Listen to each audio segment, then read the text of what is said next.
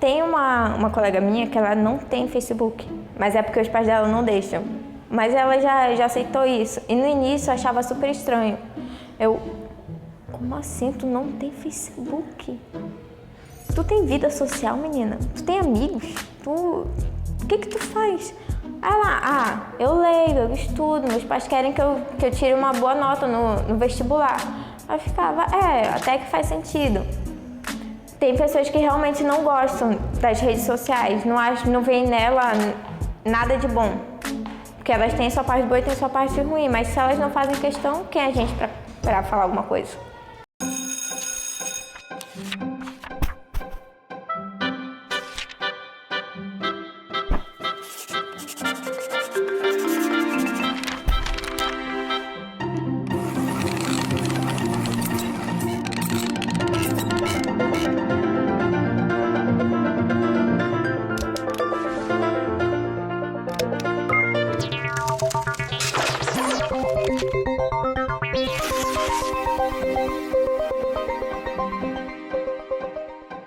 Seja muito bem-vindo ao programa Educação desta semana e hoje nós vamos falar sobre internet e redes sociais. Cada dia que passa, mais pessoas estão conectadas umas com as outras, mas de forma virtual. Vivemos praticamente numa sociedade em rede e é sobre este assunto que o programa de hoje vai falar. A Internet 2.0 é um nome que se dá para uma fase da internet em que ela passou a possibilitar mais interação. Na realidade, tecnicamente, a base da internet é a mesma desde a década de 70. Então, o protocolo de comunicação entre computadores é a mesma coisa, não mudou. O que aconteceu é que foi melhorando os próprios códigos a serem utilizados por esses protocolos, que passaram a permitir essa maior interação das pessoas, maior interação com conteúdos. Então, essa é um nome para designar essa fase da internet, uma fase mais interativa. Todo o estoque de informação que a sociedade tem, hoje vai estar disponível na rede para você aprender. Por exemplo, você pode entrar num site onde estão todas as cartas trocadas entre os acadêmicos europeus entre 1500 e 1800. Então, o que é essa nova tendência? Você pode tudo na web. Você pode falar só de novela, de futebol, mas também você pode ter aulas com prêmios Nobéis que colocaram suas aulas disponíveis em canais de vídeos. Então, acho que a gente depende de cada pessoa de usar de uma forma boa essa nova era da conexão, da hiperconexão. Na internet a gente tem essa facilidade de encontrar as coisas. Hoje a gente não precisa mais estar saindo, indo na biblioteca, tendo um trabalho aí de locomoção. E na internet a gente pode encontrar diversas coisas, várias opções de estudo, de música, vídeos, informações, de uma forma rápida e fácil. Sempre estou online. Até enquanto estou dormindo. Meu tempo livre, geralmente, quando eu não tenho ninguém para conversar pessoalmente ou na casa de um amigo, eu uso mexendo na internet, mexendo no Face ou então no WhatsApp, no grupo. Geralmente é isso que eu faço no meu tempo livre. Eu gosto muito de postar frases engraçadas, frases bíblicas, dizer mesmo o que eu estou sentindo, porque eu uso muito o Twitter, então eu digo tudo o que está acontecendo comigo, tudo. Deixa eu ver. Tem WhatsApp, Facebook, Twitter, o Tumblr que eu criei agora, Snapchat, Kikmessage, tem o Line, o Viber, o Telegram. Tem mais alguma? E tem o Instagram.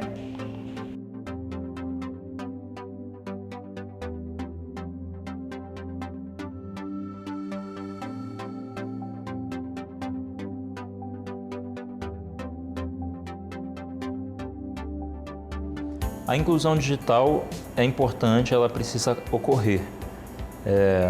A internet pode não ser a melhor das coisas, pode não ser o universo sonhado, o céu na terra que nós muitas vezes queremos, mas é um direito, as pessoas têm que ter esse direito e têm que ter acesso a esse direito. E mais, é um direito que dá direito a muitas outras coisas. Então, quem tem acesso à internet não precisa ir e ficar esperando na fila do banco. Pode acessar o banco pela internet, da sua casa. Então é um direito que você dá para uma pessoa. Ao mesmo tempo, a inclusão digital como um todo, ela não deve ocorrer, jamais, num sistema organizado como o nosso. A gente pensa assim, que quando todo mundo tiver acesso à internet, todos estarão incluídos digitalmente. Não é assim. Primeiro, não se sabe se todos um dia serão incluídos na internet. As pessoas pegam aquelas taxas assim de crescimento do acesso à internet e elas pensam que a taxa vai ser assim para sempre.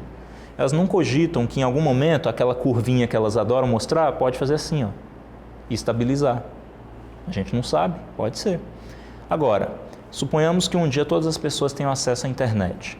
E daí, fomos incluídos digitalmente? Não. Ter acesso à internet envolve ter acesso à máquina, eu mencionei, ter acesso ao próprio provedor, à própria internet em si. Isso tudo custa dinheiro. Essas máquinas que estão aqui são máquinas que hoje são utilizáveis. Daqui a 6 anos elas são sucata. Você precisa ter condições financeiras para poder estar sempre atualizando o seu equipamento.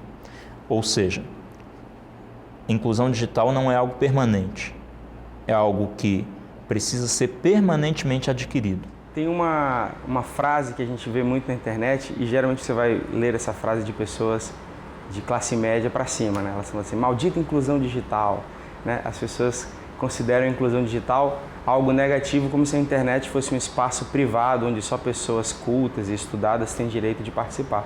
Na verdade, a internet, a gente precisa parar de entender a internet como um mundo separado. Ela é o mundo, ela está inserida no mundo, na vida das pessoas. Então, assim como as pessoas têm direito ao espaço público, elas têm direito ao espaço virtual, ao espaço físico, elas têm direito ao espaço virtual. O pai da internet, do www, né, o Tim Berners-Lee, ele quis criar a internet como algo público. Ele não inventou a internet como um sistema privado. Ele poderia ter ficado multibilionário vendendo esse sistema para empresas, por exemplo, para governos, e ele quis transformar isso em algo acessível para as pessoas. Então, se ele que criou a internet quis fazer dessa maneira, eu acredito que a gente deveria entender o espírito disso desde o começo, que é unir, tornar algo democrático, e assim como a pessoa que tem dinheiro tem direito, a que não tem dinheiro também tem o mesmo direito. O Brasil ainda está distante da inclusão digital que outros países experimentam. Acho que o governo tem que continuar desenvolvendo medidas para que essas pessoas tenham acesso à internet. Desde 2010, o acesso à internet através de tablets e smartphones cresceu 43%. Isso porque 25% dos usuários de internet usam o smartphone como principal ponto de acesso. O tempo que eu fiquei sem celular sempre é uma semana. Sempre uma semana. Eu sempre digo, mãe, por favor, eu não faço mais isso. Eu juro que eu não vou ficar assim. Aí ela diz, mas você está muito viciada. Aí eu digo, mãe, mas os jovens todos estão assim, não é só eu. Eu era completamente viciada em celular. Eu passava 2, 3 noites sem dormir, direto mexendo. E quando eu olhava para o relógio, meu Deus, eu tenho que me arrumar para ir para a aula. Aí eu só largava o celular, me arrumava e voltava pro celular. Aí ficava 2, 3 noites sem dormir, mas quando eu dormia que eu não queria mais acordar. Mas fora isso, era celular direto, celular. Aí deu que meu pai disse que eu ficaria de castigo um bom tempo sem celular. Aí eu fiquei sem celular, fiquei desesperada. Porque meu Deus, eu não consigo mais falar com ninguém, não posso mais falar com ninguém. Aí depois eu fui me acalmando, né? Aí nesse tempo eu comecei a ler muito. Aí eu matava meu vício lendo. Aí desde lá eu peguei o gosto por ler. Aí quando eu ganhei outro celular, aí eu já tô me regrando mais. Que até meu pai impôs as regras, porque eu levava o celular para todo canto. Eu ia pro banheiro, eu levava o celular. Eu tava comendo, eu tava com o celular do lado. Eu tava na escola, eu tava usando o celular, digitando e olhando pro professor, e de tão viciada que eu era, eu não precisava nem olhar para a tela do celular. Aí, para a igreja, eu levava o celular, eu saía de casa, eu ia na padaria comprar pão, eu tava com o celular na mão. Aí depois que meu pai impôs as regras, eu tinha que tomar cuidado. Aí, esse ano que ele me deu o celular novo, ele disse Se sonharem que tu tá usando o celular em horário de aula, tu fica sem celular, que tu não vê mais esse celular na tua frente. Aí eu, tá bom, pai, não vou usar o celular. Só que a gente sempre dá umas escapadinhas, o celular uma vez aqui, uma vez ali. A necessidade de estar na internet é uma necessidade cultural. Essa é a nossa época, essa é a nossa cultura. Tanto é que muita gente chama a nossa época de cibercultura.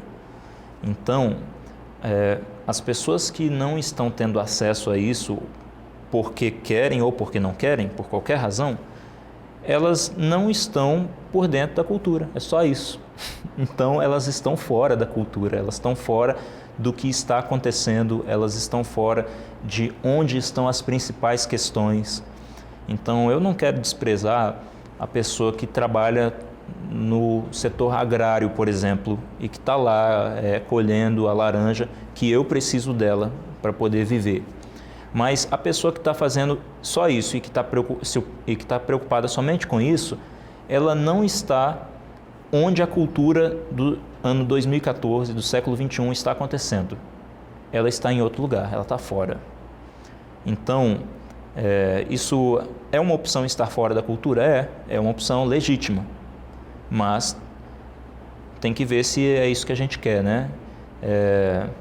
E eu, pessoalmente, acho que não é a melhor opção escolher estar fora da cultura. A cultura pode ser problemática, às vezes, como a gente vê diversos problemas na cibercultura, mas você precisa estar ali conhecendo, até para poder estar intervindo, até para poder participar, para poder ter algo a dizer a respeito daquilo ali, né? Senão você fica um extemporâneo, uma pessoa fora da sua época. A rede social ela serve para qualquer coisa. Ela tem um lado positivo e um lado negativo. Para mim, a rede social, o lado positivo dela é que serve para todo mundo, para os trabalhadores mesmo, para mostrar anúncios de empresas, para os alunos. Para mim, a rede social serve para muita coisa. Principalmente pelos jovens, que gostam de ficar conectados e saber coisas novas. Eu gosto muito da rede social por causa disso, que a gente aprende muita coisa num dia. É uma camada onde nenhum de nós é tão inteligente quanto todos nós juntos. Quando a gente tiver tanto conteúdo disponível, a gente começa a resolver grandes problemas da humanidade. Por exemplo, agora recentemente, um garoto de 14 anos de idade, ele perdeu um amigo, um grande amigo, com leucemia. E aí ele foi estudar sobre isso. E aí com a rede, com tudo que tinha, ele conseguiu desenvolver um estudo que foi aceito por uma universidade americana que está ajudando milhares de pessoas a curarem esse tipo de doença. E ele diz na sua fala, no TED Global, ele diz assim, se eu que não sou um acadêmico, um estudioso, conseguir, a gente consegue resolver outros problemas. Então, na verdade, a Web 2.0, essa democracia das redes sociais, é que cada um contribuindo com o que tem de melhor, de todo o conhecimento que está aí, a gente consegue agora transformar a informação em conhecimento e resolver esses grandes problemas da humanidade. No início de 2014, o Facebook completou 10 anos de existência. Um site que começou para os universitários de Harvard, hoje é a maior rede social do planeta. Mais de 1 bilhão de usuários ativos em todo o mundo. Todos juntos, falando num mesmo espaço o que acontece na vida fora dali. Se a gente for pensar na individualidade hoje em dia, a gente pensa em quase que dois mundos paralelos. Um mundo que a gente tem como um mundo real, esse mundo que a gente vive nas nossas relações cara a cara, e a gente tem esse mundo virtual, que é isso que eu estou chamando desse mundo paralelo. Enquanto em um mundo a gente acaba valorizando alguns aspectos dessa tal da individualidade, no outro parece que a individualidade se perde em detrimento de uma superexposição. Não é interessante nas redes sociais que a gente se guarde, que a gente se prive, porque isso não dá status, isso não dá curtidas, isso não dá ibope dentro da rede social. Então a gente vive nesse detrimento de, enquanto em um mundo a gente tem uma super exposição, em outro mundo a gente tenta se privar, se guardar de umas outras coisas. Individualidade dentro de uma rede social, eu imagino que tem a ver com você preservar minimamente determinadas coisas. Algumas pessoas optam por preservar, por exemplo, família e mostra outros aspectos da vida. A questão é que dentro da rede social é difícil falar de individualidade. A gente acaba superexpondo algumas das áreas, porque se a gente falar de privações, e a gente falar de se guardar, de preservar determinadas coisas, não tem o porquê da rede social. A rede social existe exatamente para você mostrar a sua vida, para você mostrar as coisas que você está fazendo. E se você não postar, se você não publicar, se você não colocar foto de onde você foi, não faz sentido algum você estar na rede social. Então a gente fala de uma individualidade em partes. Você opta por algumas coisas ou você tenta preservar minimamente alguns aspectos dentro de um determinado grupo, sabendo que para você fazer parte daquele grupo você precisa se expor. Tem uma coisa interessante, que uma vez numa discussão profissional foi muito legal, a gente estava fazendo uma ação que utilizava a foto do perfil das pessoas. E aí alguém falou assim, poxa, mas tem gente que não coloca uma foto no perfil, coloca um olho, coloca um desenho animado. E aí a resposta de um dos meus colegas, ele foi muito interessante, que ele falou assim, mas para aquela pessoa na internet, eu sou aquele olho, eu sou aquele desenho animado. Então a pessoa se representa ali na internet como ela quer ser. Agora pode ser que alguém não consiga viver determinados aspectos da sua personalidade no mundo físico, digamos assim, e utiliza a internet, que é um mundo muito mais ilimitado, para representar aquilo que ela realmente é. Então alguém que tem um senso de humor incrível, mas não consegue falar isso na frente dos seus amigos fisicamente porque é super tímido, na internet cria um pouco mais de coragem porque tem essa separação das telas do computador.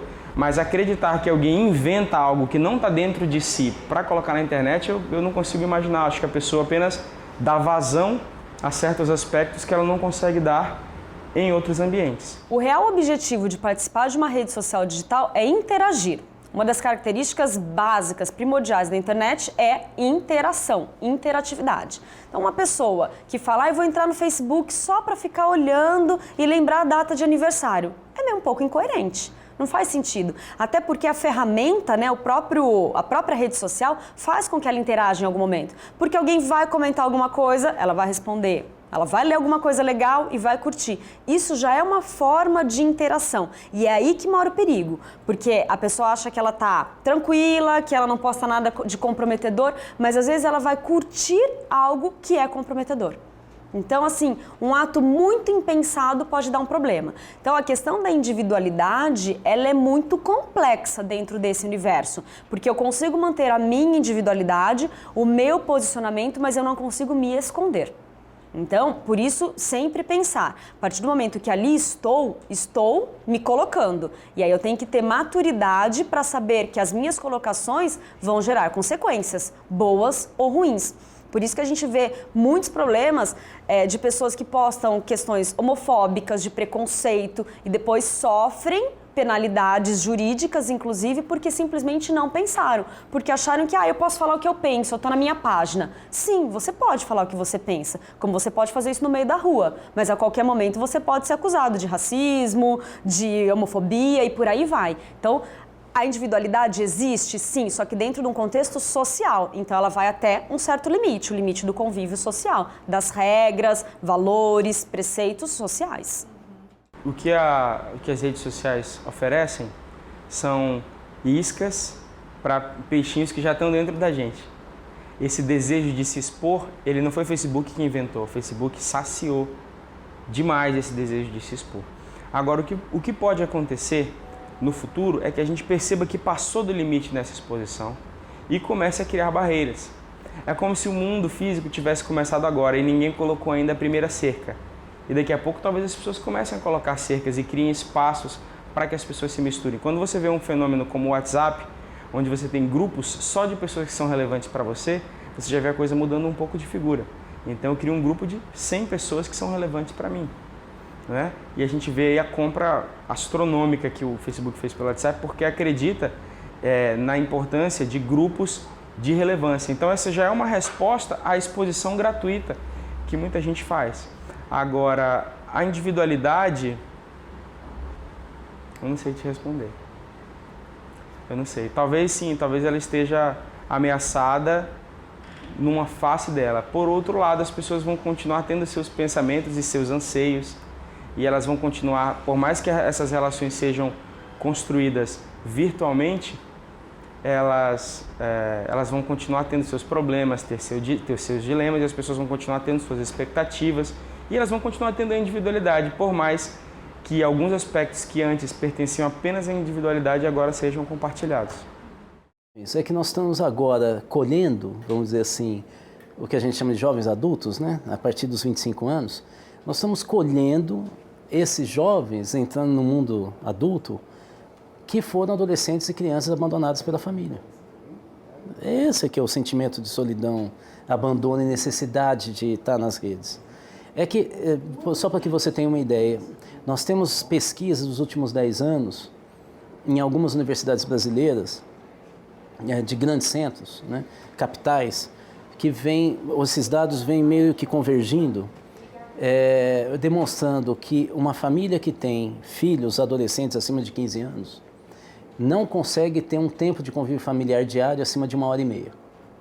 Ou seja, 1h30 por dia com os filhos significa um café da manhã correndo para sair para o trabalho, para a escola, e significa uma chegada à noite para ver novela, futebol ou ficar nas redes. Então, isso vem definindo um padrão de formação da juventude que na Inglaterra, então não é um fenômeno brasileiro, na Inglaterra vem se denominando de pares de idade, ou seja, você cria comunidades, mesmo antes do advento das redes sociais como comunidades virtuais, você já criava comunidades de adolescentes, pré-adolescentes, que hoje são jovens adultos, já nos últimos 10 a 20 anos, que eles só aprendem a falar, se vestir e constroem valores com pessoas da mesma idade. Essas comunidades nas redes sociais, elas ficam muito mais fáceis de ser administradas. Em qualquer lugar que eu tiver no celular, se eu estou num carro ou no elevador, eu acesso uma rede social, não estou mais no carro nem no elevador, eu estou na rede. Uma pesquisa do YouPix em parceria com o Ibope mostrou que 92% dos jovens que acessam a internet fazem parte de alguma rede social. E das pessoas de todas as idades que navegam pela rede, 78% delas também fazem parte de alguma rede social. Todo mundo usa a internet. O adulto, o velho, minha avó tem perfil no Facebook. Todo mundo que tem acesso usa. Pode ter algum lugar do mundo onde o acesso ainda não é livre ou não é fácil e nem todo mundo usa. Mas todo mundo usa. O que acontece, o que diferencia são as maneiras de usar, o nível de engajamento. Então, para o adulto, para a geração dos meus pais, por exemplo, a internet é uma coisa na vida deles. Para quem é mais jovem, a internet é a vida deles. Eles não percebem a separação do mundo virtual para o mundo real. Então você tem aplicativos como o Tinder, a rede social, que conecta pessoas que têm um interesse, que estão andando na rua. Então, para essa geração, não existe a internet e o mundo real. A internet é o mundo real. As redes sociais se alimentam de dois movimentos que parecem contraditórios do ponto de vista social. A primeira é essa superexposição que a gente está absolutamente... Aquela ideia do McLuhan, de que todos teríamos 15 minutos de fama, né, no mundo das comunicações da televisão, né, ela se multiplicou. Né? Além de ser muito mais do que 15 minutos, é quase diário. De fato, a gente se expõe, não é exatamente em grandes eventos, a gente expõe o cotidiano, né? É um Big Brother quase que universal, né? Então, de um lado tem isso, nós estamos expostos, né? Talvez só o meu pai ache que ele ainda não está exposto, mas todos nós estamos. Então, quem entra na rede sabe que está se expondo, né? Mas tem um outro lado que é uma sociedade da solidão. Apesar de a gente estar tão exposto, e talvez por isso mesmo, nós dificilmente tivemos uma sociedade de pessoas tão solitárias e tão angustiadas e deprimidas como a dos últimos 10, 20 anos. Nós temos muitos dados, né, revelando essa solidão permanente, né? Então, é como se a gente estivesse viajando sem a família, sem os amigos, para algum lugar muito interessante, para Marte, e eu tenho uma necessidade imensa de falar para esses meus amigos, olha como é Marte. E aí eu não tiro só foto, eu tenho que detalhar a cor da Terra, o que eu estou sentindo quando eu piso. Isso é a sociedade em rede.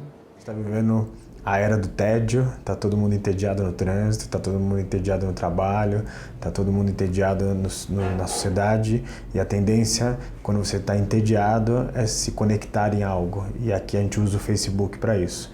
Então isso significa que nós somos a geração dos distraídos, que as pessoas estão olhando pouco no olho das outras, que as pessoas querem, no primeiro momento, usar essas ferramentas para xingar muito.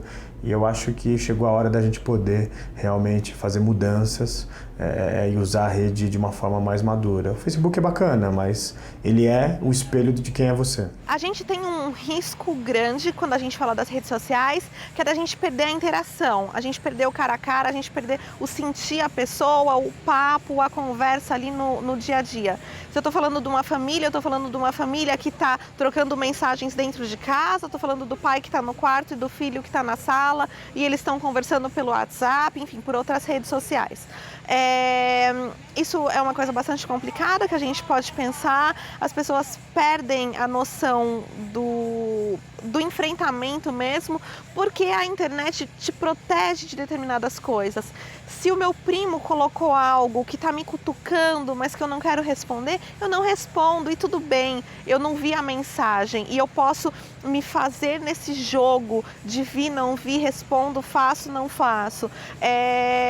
Essa facilidade é muito tentadora, porque faz com que as pessoas optem muitas vezes pelo virtual e não pelo real. Então a gente tem um risco real aí de perda do contato, de perda do relacionamento. E isso, claro, é muito prejudicial, porque a gente perde a riqueza das pessoas mesmo, né? A coisa do contato, do cara a cara, da riqueza dos relacionamentos.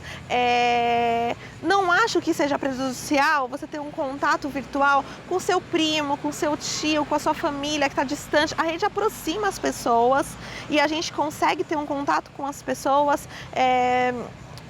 facilitado. O que a gente talvez usaria o telefone, usaria outras coisas, eu tenho um contato imediato, isso é muito bom. Mas quando a gente fala de outros ambientes próximos, a questão familiar principalmente, ou as pessoas que estão juntas, que estudam juntas e que podiam ter o cara a cara, invertem as coisas. Isso é muito prejudicial, a gente perde mesmo a riqueza das relações, a riqueza das pessoas, e penso eu que a gente está cada vez mais caminhando para isso, para que as pessoas se foquem nos seus aparelhos e não nas relações no dia a dia.